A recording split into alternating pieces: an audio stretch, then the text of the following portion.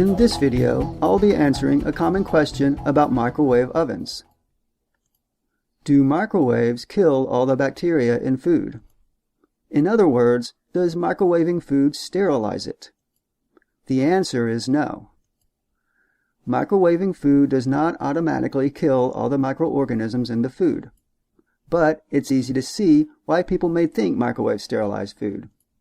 The reason is similar to why people think that microwaves destroy all the nutrients in food.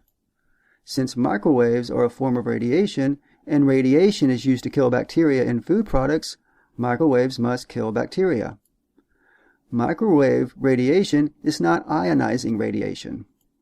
The microwave energy does not, in and of itself, kill microorganisms. It also does not make food radioactive. However, if you heat up the food enough in the microwave, it will sterilize the food.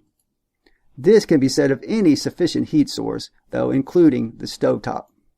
For more info, visit the link on your screen.